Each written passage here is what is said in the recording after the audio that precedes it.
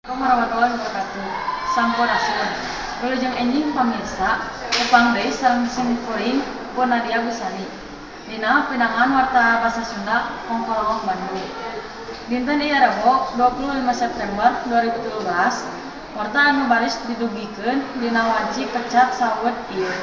Di antawisna, Wali Kota Bandung teu satuju kana program mobil murah. Pamirsa, warta salengkapna kasanggakeun. Program mobil murah anu dicanangkeun ku pamarentah meunang pro kontra di sabagean masyarakat.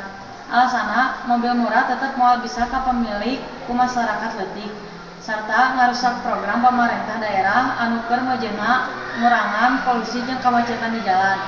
Wali Kota Bandung Ridwan Kamil ngetelakeun pamadeganana sapamadeg jeung Gubernur DKI Jakarta Joko Widodo nolak program mobil murah ieu. Teu saeutik oge masyarakat anu ngarojong kana program pamarentah ieu. Alasana sebab di daerah leutik anu jauh ka kota sarta jeung kendaraan mah kacida pisan bisa nulunganana. Pamirsa, sakitu warta anu didugikeun dina ieu. Tepang deui dina pidangan warta basa Sunda Kongkolongok Bandung.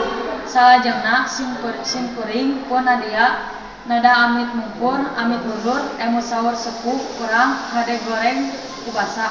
Assalamualaikum warahmatullahi wabarakatuh. Kuring Sunda.